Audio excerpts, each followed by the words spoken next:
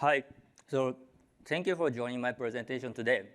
So today, I will talk about this topic, LLM observability for reliability and stability. So let's think about LLMs. I think that everyone in this room knows the potential of LLMs. So someone might expect LLMs to do anything. For example, someone might expect we can easily build amazing products powered by LLMs. Or we can create perfect self-driving cars within a few years. Or we can automate everything, so humans don't need to work anymore. So this sounds very interesting. However, in reality, it's difficult integrating LLMs into production. In order to do that, we have to solve many problems. So today, I want to talk about this topic. What is necessary for providing LLM-powered service in production? I will talk about practical steps of how to integrate LLMs into production. So before we move on, let me introduce myself. I'm Hiroyuki Moriya, AI engineer and SRE. I develop products that integrate LLM APIs, and also I monitor and optimize LLM APIs for reliability and performance. This is today's agenda. First, I will talk about our company and our product. Then I will talk about challenges we faced and how we solved them. And finally, I will talk about the recap of my main points.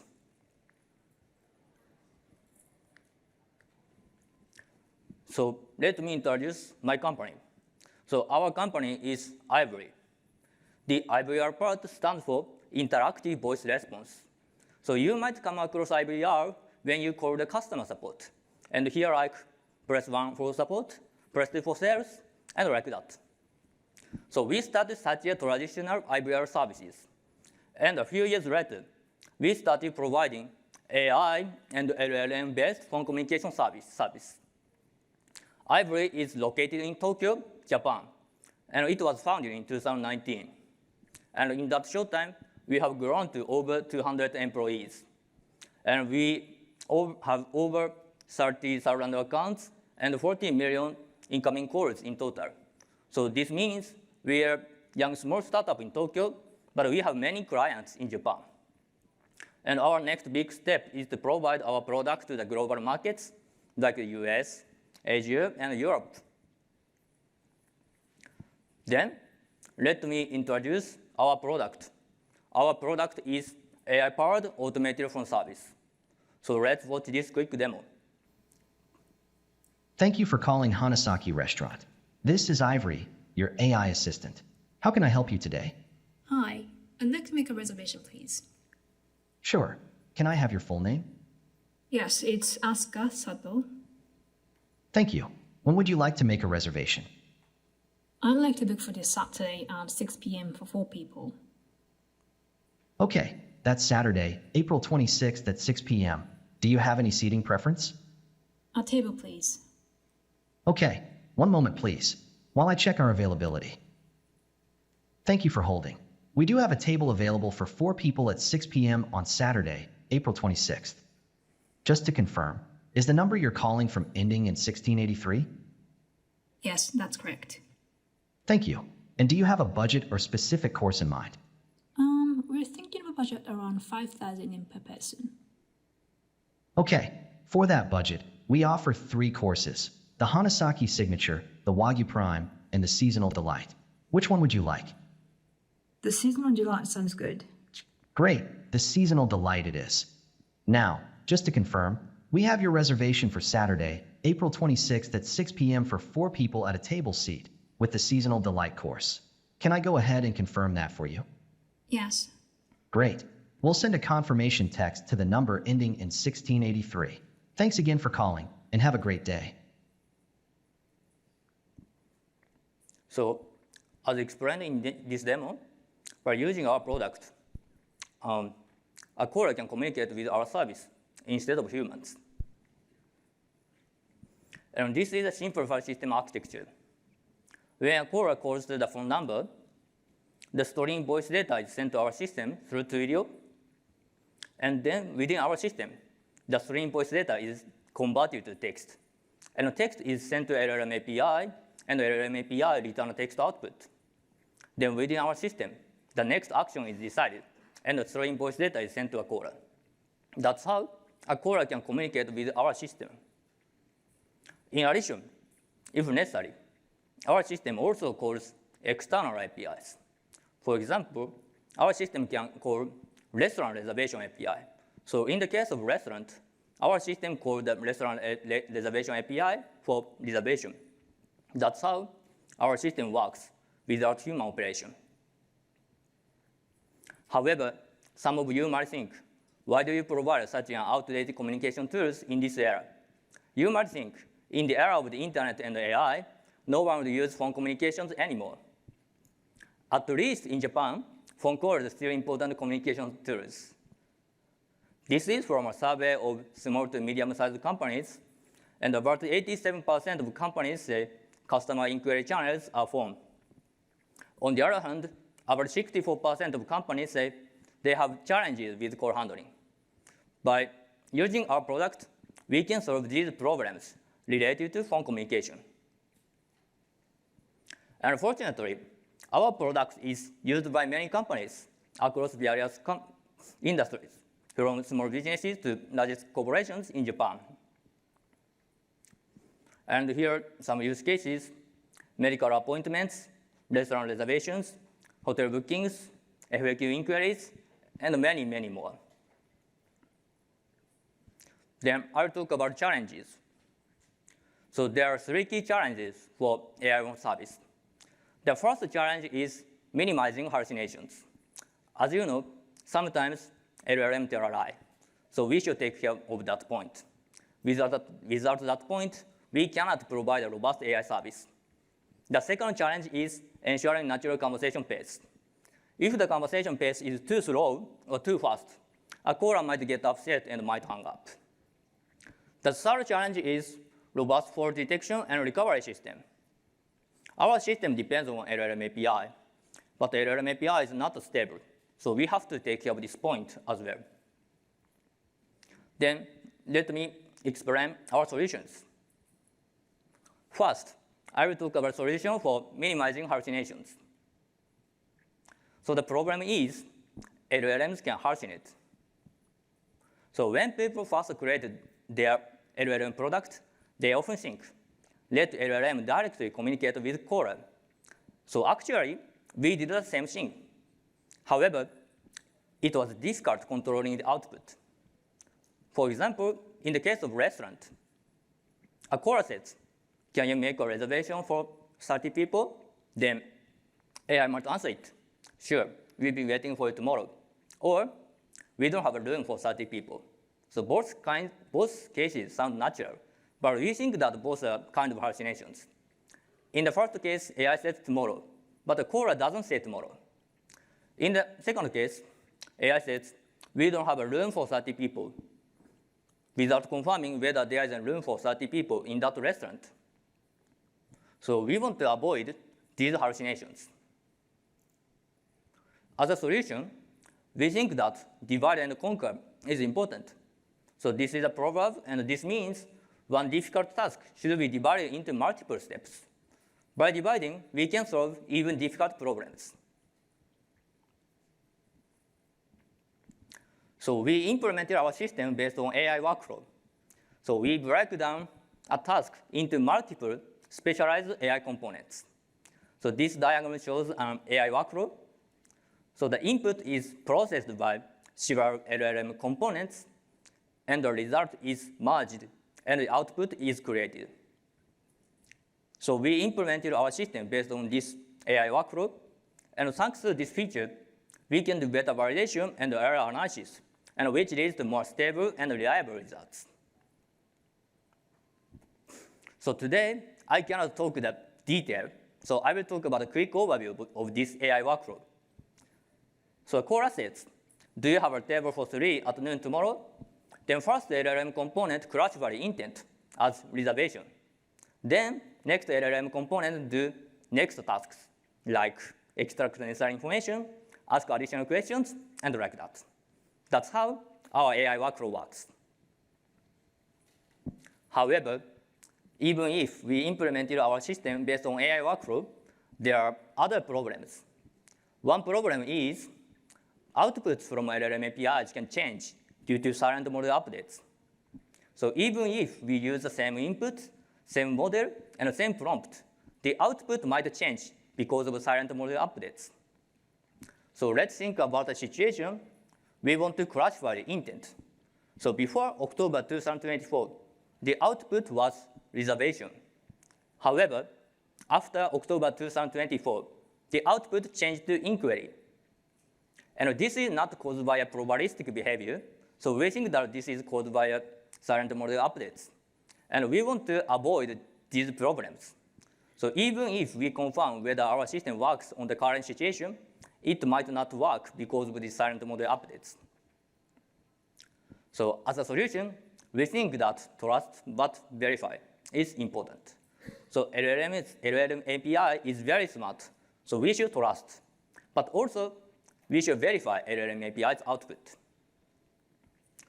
As a solution, we monitor LLM API's consistency every day. We prepare multiple test cases, and for each test case, we send the input to LLM API and get the actual output. Then we compare actual output and expected output. And the result is sent to Slack and also recorded on Google BigQuery. So we can notice if there is a degradation of LLM API.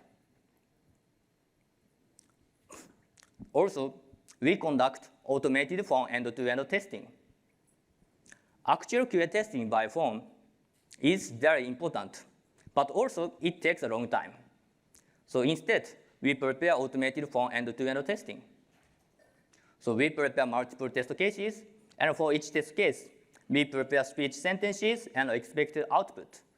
And for each scenario, we make actual phone call and run the test. And this is a detail. First, Python script make actual phone call to our system through Twilio. Then the text is sent to Twilio. And Twilio converts text to audio data, and that is sent to our system. Our system returned voice data to Twilio and our Python script. That's how Python script can communicate with our system. Python script confirms whether a conversation finishes as expected or not. And after finishing conversation, our system sends SMS information to Python script. So we confirm whether the SMS output is expected or not. That's how each scenario is executed. And this end-to-end testing is integrated with GitHub Actions. So after merging the code, the latest code base is deployed on the staging environment. And on the staging environment, each scenario is executed. So we can notice if there is a degradation of our code base. And our metrics is sent to Datadog LLM Observability. So we can debug it, our test, using Observability. So this is a picture of Datadog LLM Observability. So by using Datadog LLM Observability, we can see metrics related to LLM APIs like input, output, token counts, and latency. This feature is very helpful for us. So before introducing this feature, we had to debug it by checking application code's output logs, but it took a long time. But just enabling this feature, we can debug it very quickly. And also, clustering page is interesting. So each prompt and request is categorized by each prompt. So we can see the tendency for similar prompts. For example, cluster 0 is categorized as reservation, cluster 1 is categorized as question, cluster 2 is categorized as cancellation. So we can see the tendency for similar prompts. So this feature is very interesting for us. So we appreciate this Datadog LLM Observability, and at the same time, we think that there are further potential for enhancements. For example, we only use this feature on staging environment, but we want to use it on production as well. But we cannot use it. So we, engineers and employees, cannot access to production data. But we want to detect hallucination in production. So by fixing that problem, I think that LLM observability will be very useful for us. So we appreciate LLM observability, and also we think that there are further enhancements. So this is summary. To minimize hallucinations, we should do two things. First one is divide and conquer. So we should divide one task into multiple easier steps. The second one is trust, but verify. So we should verify LLM API's response regularly. Then I'll talk about the second solution, ensuring natural conversation pace. So the problem is, slowdown could miss business opportunities. In the case of restaurant, if the conversation pace is too slow or too fast, a caller might get upset and might hang up. And in the worst case scenario, a caller might reserve another restaurant and never call back again. So we want to avoid such cases. So as a solution, we think that done is better than perfect is important. So getting things done is more important than making everything absolutely perfect. So we don't expect LLM APIs to return the perfect answers. What we expect for LLM APIs to return the output quickly and reliably. So we choose fast, stable, and cheap models rather than latest models. As explained, we implemented our system based on AI workflow, so one difficult task is divided into multiple steps.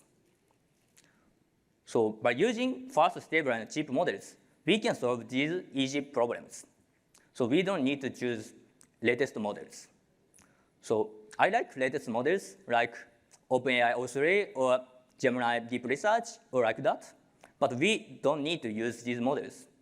In general, they are very smart, but also they are expensive and they have strict rate limits. So in our case, we choose fast, stable, and cheap models.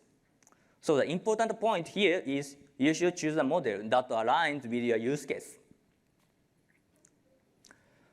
And as a second solution, we should see the forest for the tree. So forest means overall metrics, and tree means each client. So we should see the overall metrics for each client. So we monitor metrics using Datadog inferred services.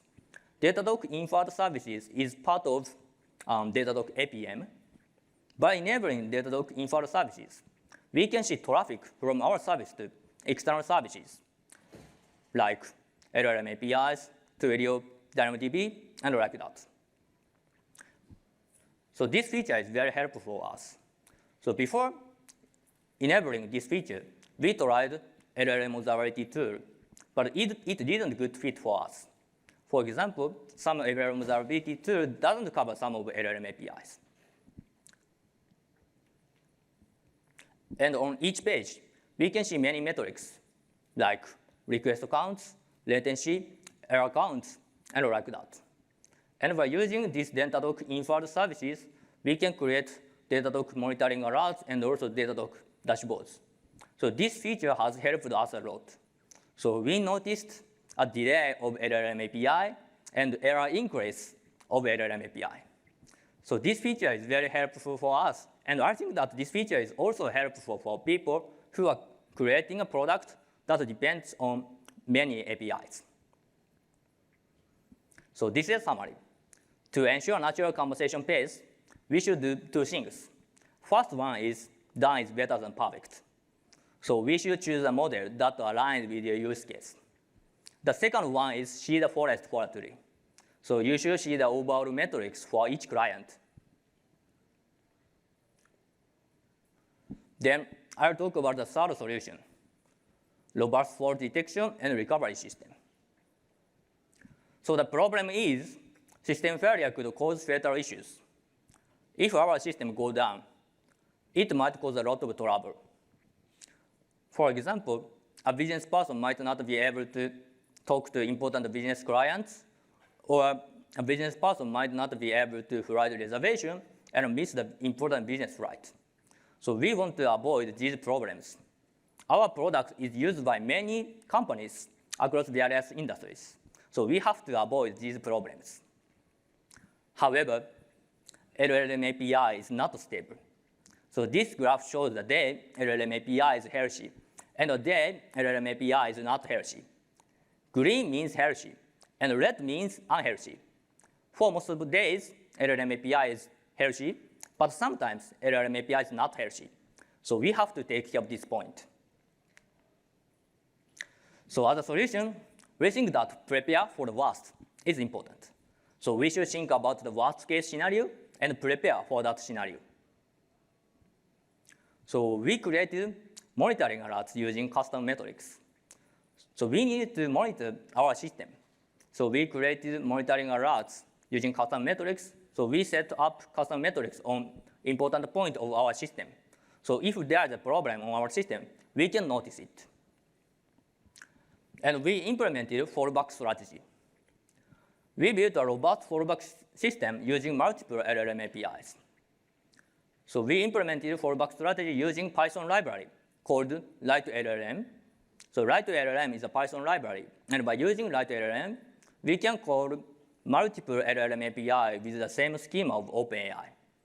And by using Write2LLM, we can set up fallback strategy. For example, we choose OpenAI as main API, and Gemini and Anthropic as secondary APIs.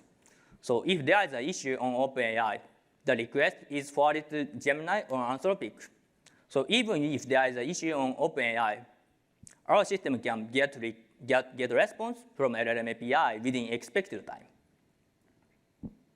And this is future plan. So we want to implement our system based on Write2LLM proxy sidecar. So when application code calls the LLM API, first we call application code calls Write2LLM proxy sidecar. Then the request is forwarded to LLM API. So there are several good points implementing like that. So the first good point is we can divide application code and Write2LLM proxy sidecars. So even though Write2LLM is written in Python, we can use other programming languages as application code, like Ruby or Golang or Rust or like that. And also, by using Write2LLM, we can send metrics to Datadog-LLM Observability. So we don't need to set up observability tool about Datadog-LLM Observability on application code. So this feature will be useful for us. And in the worst case scenario, if all LLM APIs go down, the phone call is transferred to the emergency phone number. Emergency phone number is set by each client. So for example, ramen shop's phone number or hospital's phone number or largest corporation's phone number and like that. So in the worst case scenario, if all LLM API go down, the phone call is transferred to that emergency phone number. Then human answers it. So in the worst case scenario, a human can talk with callers instead of our system. And this is a summary. To implement a robust fault detection and recovery system, we should prepare for the worst case scenario. So we should think about the worst case scenario and implement a robust fallback system. And there are 3 key lessons for operating LLM APIs. The first one is for minimizing hallucinations, we should divide and conquer. So we should divide one task into multiple easier steps. The second one is trust but verify. So we should trust LLM API, but also we should verify LLM API's output. The second one is for ensuring natural conversation pace. Done is better than perfect. So we should choose a model that aligns with our use case. And we should see the forest for a tree. So we should see the overall metrics for each client. And about the third point, we should, for the worst fault detection and recovery system, we should prepare for the worst case scenario. So we should think about the worst case scenario and prepare for that scenario. By taking care of these 3 points, you can provide your robust AI service. Thank you for hearing.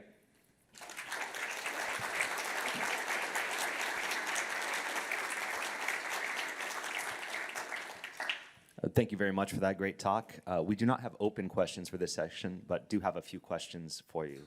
The first is, why did you choose to use Datadog LLM Observability instead of something like maybe Langfuse?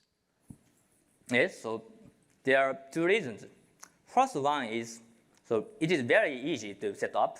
So we've already used Datadog. So by just adding environment variables, we can use it.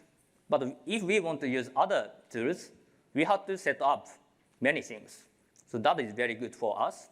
And also, the second reason is LLM observability covers all the features we need. So we want to debug it on staging environment. So LLM observability feature is enough for us. So we choose LLM observability. Thank you.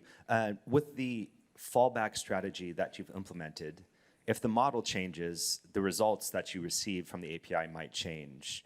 Is that okay with your architecture? So before implementing fallback system, we confirm the result doesn't change between many LLM APIs. So that is okay for us. Great. Yeah, the last question is, early in your presentation, you had a AI workflow diagram. Why did you choose to go that direction rather than using an agent-based approach? So that is an interesting question. And for our case, we want to provide a robust service. But if we implement our system based on AI agent, it's difficult to control the output. So for currently, we implemented our system based on AI workflow. But maybe in the future, we will implement our system based on AI agent. Great. Thanks again. Really appreciated your talk. One more round of applause, please.